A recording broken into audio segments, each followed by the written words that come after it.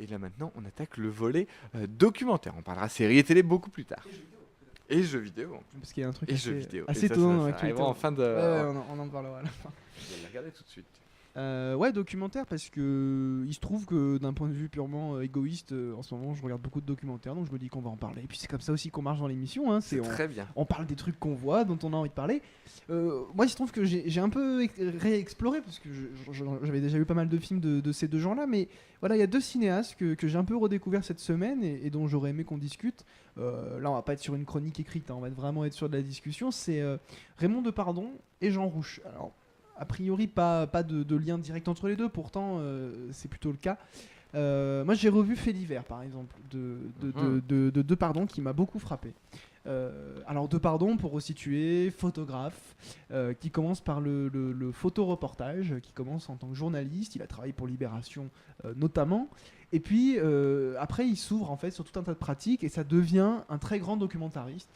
Jusqu'à très récemment, puisque par exemple il a sorti Journal de France il y a quelques années et Les Habitants récemment, qui sont ces deux derniers documentaires en date qui ont été des plutôt beaux succès en salle d'ailleurs. Ah oui, c'est quelqu'un qui est quelqu'un renommé, qui les expositions renommé. photos fonctionnent très bien. Voilà. C'est ça qui est fou, aussi le photographe de la Hollande. photo officielle de François Hollande, qui est encore là pendant 15 jours, donc t'as 3 semaines, un mois encore. Ouais, c'est vrai. Non, c'est quelqu'un d'étonnamment populaire en fait. Et je dis étonnamment parce que moi je trouve pas ces films très accessibles, justement. Je les trouve assez. Pas récemment plus, mais Fait divers, c'est un film quand même compliqué à aborder. Pourquoi compliqué à aborder? Parce que nous on le regarde avec un œil de 2017 et si on le regarde avec un œil plan extérieur, on se dit en fait c'est un 50 minutes inside sans la voix off.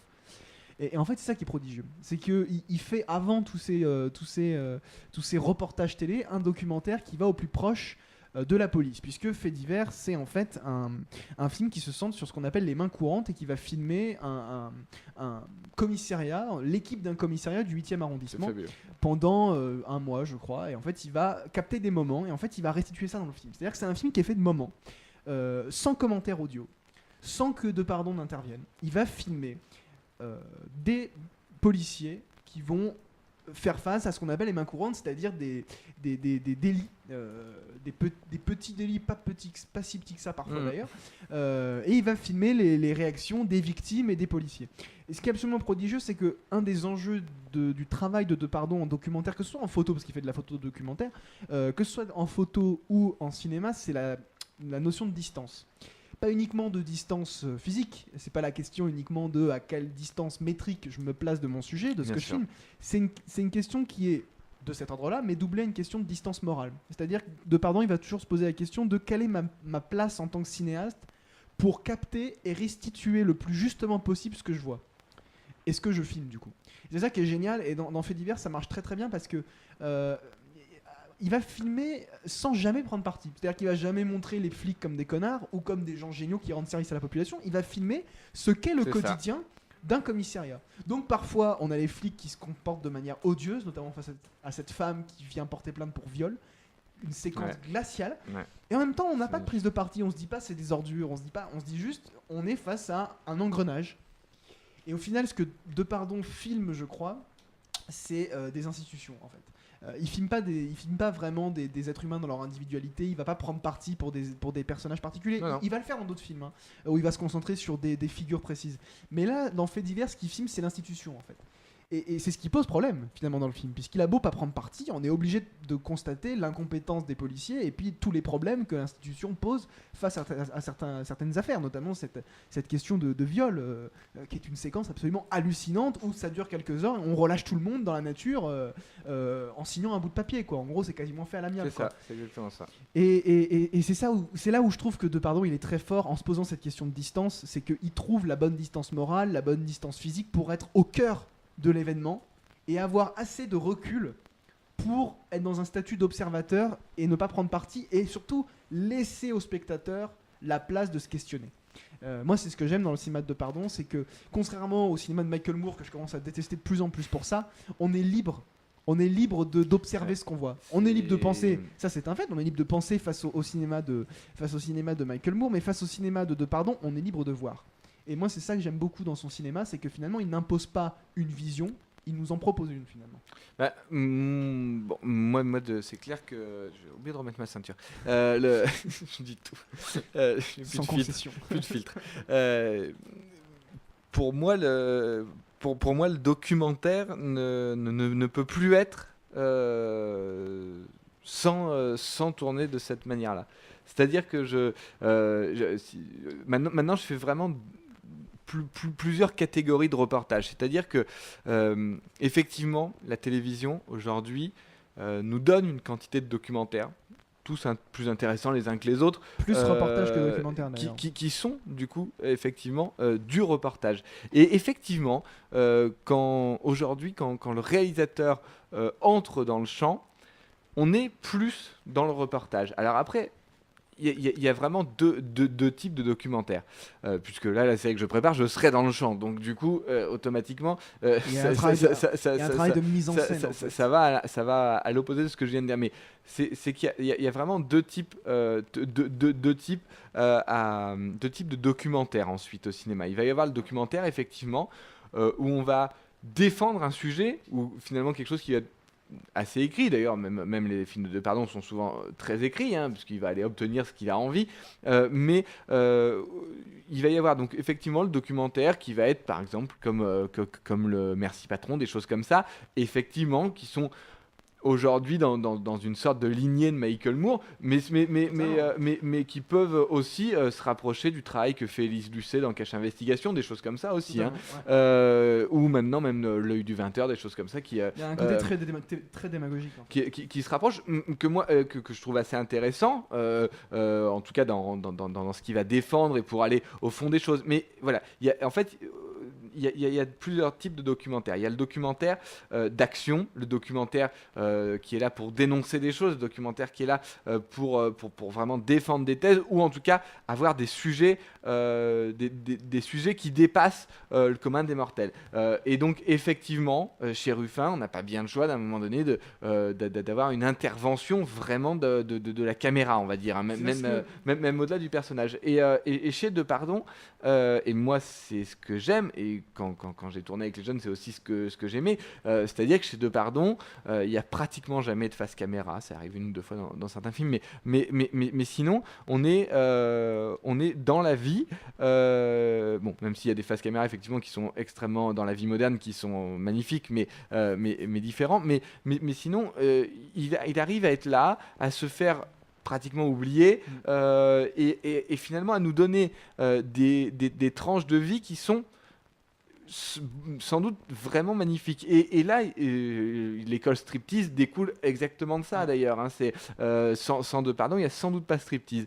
Et moi, moi, c'est ce que j'aime, parce que on va se retrouver confronté à un sujet qui est en train de vivre. Il n'y a rien qui est anodin quand on tourne de la manière de Depardon, et j'ai eu l'occasion de le faire. On se retrouve très vite avec des centaines d'heures de rush. Depardon, d'ailleurs, fait de moins en moins de rush. Souvent, Depardon tourne encore en bande et tout, donc il y a quand même un bruit qui est là. On s'en rend pas forcément compte, mais qui est très présent. Mais on est juste au plus près des personnes. Et effectivement, c'est beaucoup plus intéressant dans Fait divers, ce qu'il va dénoncer en ne disant rien. En fait, la différence avec ceux que tu citais avant, c'est que lui, il n'est pas militant en fait. C'est ça. Et pourtant, il a des vraies convictions, bien etc. Sûr. Il est sûrement militant dans la vie, mais ses films ne sont pas militants. Mais il va les passer par son montage. Mais il ne va pas les accentuer par une prise de parole extérieure. Et donc, c'est la caméra qui est ici. C'est une caméra qui est diégétique, puisqu'elle fait vraiment partie prenante de cette vie. Il est là avec lui. Il faut imaginer. Depardon, c'est pas un petit bonhomme non plus. C'est quelqu'un qui a une carrure aussi, qui est présent, qui a un véritable œil. Quand on le voit prendre ses photos, on se rend pas forcément compte, mais il tourne encore avec des anciens appareils. C'est absolument magnifique. Où on est obligé de faire des pauses longues. Et Et donc, même quand il va aller filmer les gens pour les faire parler, hein, parce que dans Les Habitants c'était le cas, on est encore sur des systèmes. C'est-à-dire que dans Les Habitants, par exemple, les personnes ne le voient pas. Donc comme ça, il ne peut pas prendre la parole puisque les personnes ne le voient pas. Ça, c'est encore un système. Moi, j'apprécie énormément la manière de faire du documentaire aussi de Ruffin et aussi de Michael Moore. Moi, je prends un certain plaisir, même s'il a dernièrement... Je trouve que ces films sont beaucoup moins intéressants, mais en tout cas, moi, voilà, j'ai grandi au tout début avec les tout premiers Roger et moi, etc. C'était les premiers Michael Moore, c'était intéressant. On a jusqu'au sommet de la Palme d'Or, mais ensuite, effectivement.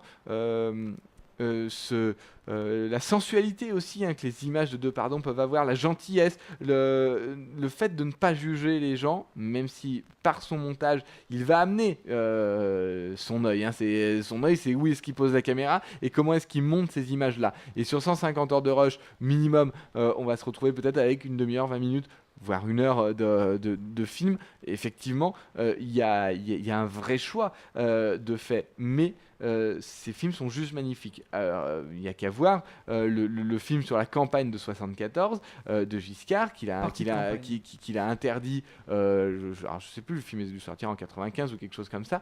Là encore, c'est assez prodigieux.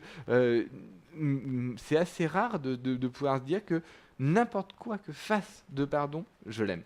C'est-à-dire que prenons ne serait-ce que la photo de François Hollande. Elle a été extrêmement critiquée parce qu'effectivement il y a eu beaucoup de choses, mais c'était plus François Hollande qui était critiqué en lui-même. Mais c'est la première fois qu'on a une photo d'art pour représenter un président de la République. C'est la première fois où c'est le vrai œil d'un artiste qui dépasse le président de la République. Et là, pour le coup, François Hollande a joué le jeu, c'est qu'il le fait venir. Je pense qu'il y avait d'autres photos qui étaient sans doute beaucoup plus à l'avantage aussi de Hollande.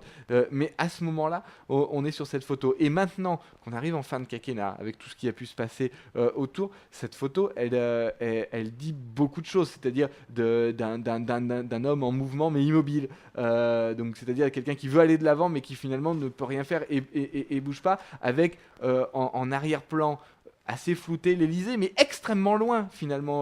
Voilà, on n'a jamais eu ça. Normalement, le fond d'une photo de président, c'est la bibliothèque, le drapeau. En fait, au fond, ce qu'il n'y a pas sur cette photo et ce qui manquait aux gens sans vouloir se l'avouer, il manque de la pompe en fait. Et c'est ce que les gens reprochent souvent aux gens de pouvoir. Et en même temps, c'est une des photos les plus bucoliques et simples qu'on a eu d'un portrait présidentiel. Et moi, c'est là où je la trouve très forte, cette photo, justement. C'est qu'il n'y a pas toute cette pompe, tous ces symboles qu'on met d'habitude, le drapeau français, on met le président autour de livres, on lui fait poser la main sur tel livre, etc. etc. Étonnamment, c'est ce que les gens reprochent. Et quand on ne met pas ces éléments, la photo, finalement, on ne reconnaît pas un président sur la photo. C'est pas une photo de président, en fait. C'est pour ça que je la trouve forte. Mais vraiment, du coup, à l'orée du quinquennat, on se dit que voilà, ces Depardon avait déjà par une photo qui est quand même dans 36 000 mairies, déjà tout compris de ce qui allait se passer, et c'est pas involontaire. Depardon fait pas de choses involontaires, donc voilà, c'est de toute façon, enfin voilà, prenez n'importe quel film de Depardon, vous allez être assez subjugué par ces images, très vite captées. Pourtant, il y a des images qui ont déjà vieilli, hein, en termes de surface, hein, je veux dire. Mais on se retrouve toujours avec des choses comme ça qui sortent d'un coup, qui sont absolument magnifiques. Et voilà, c'est vraiment ça que moi je défends. C'est le type de documentaire que je défends. Et pour en revenant d'ailleurs à Fiokorama, que j'ai démonté récemment ici même, et bien voilà, on est dans tout le contraire. Là, on est dans un film qui rajoute de la fiction à travers, qui est extrêmement malsain, qui va chercher des zooms. Effectivement, Louis, tu parlais de la distance, mais c'est ce qui est le plus intéressant chez Depardon. C'est où est-ce qu'on se place. Mais quand on est dans une mini-pièce qui fait peut-être 5 mètres carrés, comment est-ce qu'on place une caméra qui va automatiquement... Mais la question est quasiment écraser. plus fondamentale dans une pièce aussi petite que dans un stade de foot, par exemple. C'est ça. Alors qu'on se dit, mais il n'y a pas de place, donc il se met là où il peut, mais justement, c'est là où cette question, elle prend une dimension morale passionnante. Il y a une séquence dans Faits divers où il se retrouve dans une cave où les flics viennent parce qu'il y a un couple qui est pas censé être là, etc., qui a l'air sous l'emprise de substances pas très légales, etc. Et l'homme passe son temps à dire pourquoi il y a une caméra, pourquoi il y a une caméra. Et c'est là, et il laisse ça dans le film, je crois, justement pour nous dire, là c'est un moment où d'une certaine manière il échoue. Exactement. Il échoue, Exactement. il échoue, pourquoi ? Parce qu'il intervient dans le processus de la vie, là où il ne veut justement que se rendre invisible et être là uniquement pour en capter quelque chose. Et là, il intervient. Ce qui arrive jamais dans le film et ce qui n'est pas l'objectif de Pardon. Je crois qu'il laisse ça pour montrer la limite aussi de cette chose et pour montrer qu'il échoue, pas pour dire voilà j'ai échoué, je suis nul, mais pour dire voilà un exemple d'échec documentaire dans le processus que je me donne. C'est pour ça que c'est une des plus belles séquences d'ailleurs du film. Et une des plus fortes aussi. En dehors de la séquence finale qui est ahurissante. C'est ça, on est bien d'accord. Et on continue, tiens, allez, maintenant un petit bout de Jean Rouge, Louis. Ah ouais. Avec un micro, c'est mieux. C'est pas mal. Jean Pas mal aussi. Jean Rouge, notamment sur un de ses films les plus connus, qui est Les Maîtres Fous, qui est vraiment dingue, qui est un film que Jean Rouge fait lors de ses voyages en Afrique. Il a fait énormément de films en Afrique, notamment Moi, un Noir, etc., que je vous invite à découvrir également. Et Les Maîtres Fous, c'est un film dans lequel il va aller en Afrique noire et filmer, si vous voulez, la confrontation entre la civilisation mécanique qui arrive en Afrique à ce moment-là, les grandes villes, l'industrialisation finalement, et même l'agriculture qui commence à s'européaniser. C'est pas par hasard d'ailleurs si Jean Rouge va en Afrique à cette époque-là. Il fait le film au début des années 50, 53-54 je crois. Et donc il y a des espèces pas de conflits mais de tensions qui vont se créer. Et donc il va filmer une secte qui s'appelle les Aouka, qui est une secte qui s'est fondée dans les années 20 en réaction justement à ce revirement de la culture africaine lorsque les Européens y arrivent finalement. Et donc il va montrer un épisode de la vie des Aouka dans l'Afrique profonde, c'est-à-dire un endroit très éloigné de la ville. Il le précise au début, il y a un commentaire dans le film que il faut faire plusieurs heures de voiture et puis ensuite plusieurs heures de marche pour arriver dans un espèce de village. Et en fait, il va filmer quelque chose d'absolument sidérant qui est en fait une cérémonie. Une espèce de cérémonie, une cérémonie de trance, dans lesquelles les personnages vont faire un espèce de... Enfin, les personnes vont faire un espèce de jeu de rôle dans lequel ils vont incarner des dieux par un système de trance.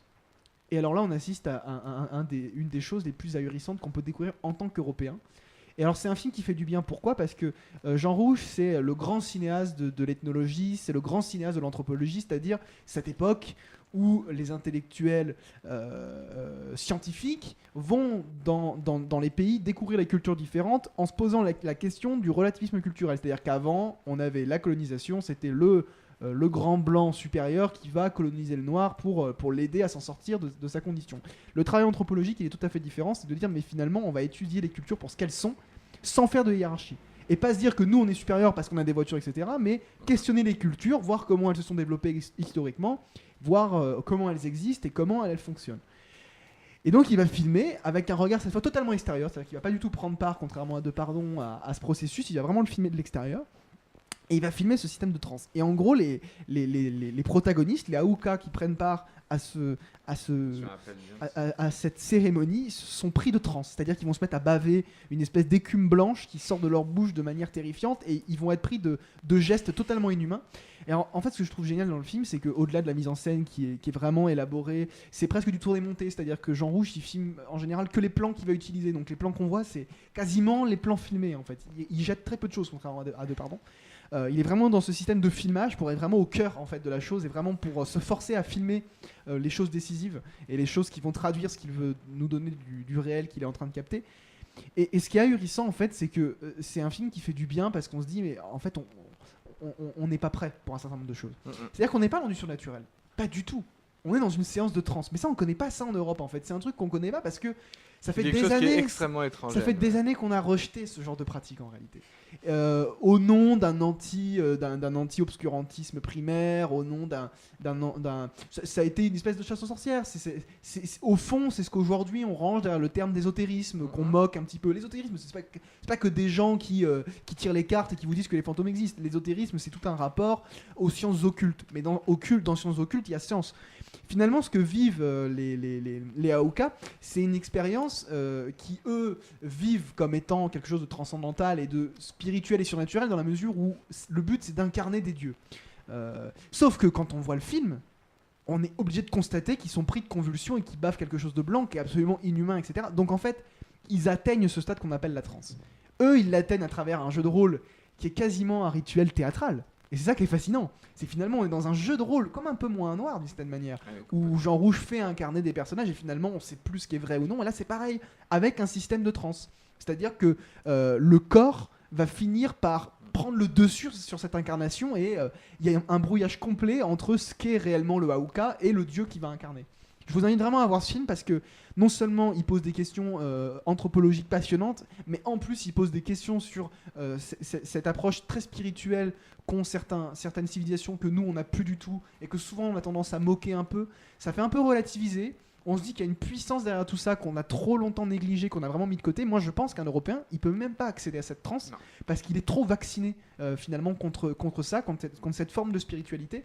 Vraiment, c'est hallucinant et c'est pas surnaturel finalement. C'est des choses qui sont explicables d'un point de vue psychologique, d'un point de vue physique, etc. Mais là, ça prend une dimension haute parce que les Aouka le vivent à travers une expérience transcendantale et spirituelle. Donc c'est là où ça devient passionnant. Voilà, c'est un film qui pose plein de questions, qui nous fait un petit peu nous regarder avec du recul et surtout qui propose un regard qui encore aujourd'hui, en 2017, alors que le film est fait en 54, qui a un regard encore très neuf et qui, je trouve, remet un peu les choses à leur place. Oui, et finalement c'est aussi, je trouve, la définition du cinéma de Jean Rouge, c'est-à-dire d'aller montrer, finalement là-dessus on est proche d'un Lévi-Strauss, parce que c'est... Je parlais de relativisme culturel, c'est le grand théoricien de ça, Lévi-Strauss. Exactement. Je vous invite à lire Triste Tropique. Ah oui, oui. Ouais. Et là vous pouvez le trouver en poche, ça coûte vraiment pas cher, ça vous occupera un bon petit moment quand même. Et c'est la référence absolue en la matière. Oui, et c'est ce qu'il y a de plus accessible. Exactement. Et donc sinon, allez voir les films de Jean Rouge parce qu'aujourd'hui, Jean Rouge, à un moment donné, effectivement, à partir de Moins Noir, il décide d'aller chercher tout un tas de tribus qui justement ne sont pas encore touchés par le monde contemporain, tout un tas de personnes un petit peu en dehors du monde, complètement. Et là, ce qui nous donne, et quand on regarde ces films-là, c'est une leçon d'histoire, c'est une leçon même d'humanité, parce que c'est alors il y a encore quelques peuples qui sont encore vivants, mais beaucoup aujourd'hui ont disparu. Donc quand on regarde du Jean Rouge, on regarde quelque chose qui est juste notre monde, qui est la civilisation aussi qui se construit, et montrer que tout n'est pas juste comme nous effectivement occidentaux, on va dire, plus qu'européens à ce niveau-là. Quoi qu'occidentaux, après c'est à voir, parce qu'il y a aussi des trans aux États-Unis autour des églises post-africaine effectivement, mais parce que là on reste tout à fait raison. Mais qui est empreinte de spiritualité. Disons que ce qui fait que ça fonctionne, c'est que les sujets sont prêts à recevoir ça, là où l'Occident depuis des années c'est disons comment dire ça, c'est déspiritualisé d'une certaine manière. Exactement. Mais sans parler de religion, sans parler de religion ou de surnaturel. Il n'y a même pas de besoin de religion, justement, puisque c'est pas une religion, en plus c'est une secte. Il est question de Dieu, etc. Mais c'est pas tellement dans le film de Jean Rouge là, Les Maîtres Fous, on n'assiste pas tellement à un rituel religieux, on assiste plus à un rituel social en réalité, et c'est pour ça que je rapprochais du théâtre en fait. C'est que pour moi c'est plus social que religieux. Ce n'est que social même, c'est ça qui est fascinant en fait. C'est un rite initiatique à passer qui est très très violent par ailleurs, bien sûr. Parce que parfois dans la transe ils se mettent à se taper dessus, ils se mettent à saigner, ils se font mal, quoi. Et de réussir à capter ça, c'est absolument magnifique. magnifique, surtout à l'époque où il le fait. Hein. Ouais, C'est complètement, c'est surtout ça. Mais Jean Rouge, il faut le dire d'un point de vue historique, a beaucoup joué dans la manière dont les Occidentaux ont pu percevoir les civilisations. Et puis on parlait d'anthropologie avec The Lost City of Z. On est là-dedans en fait. C'est la question de dire arrêtons de se croire les centres du monde et considérons les différentes civilisations pour ce qu'elles sont.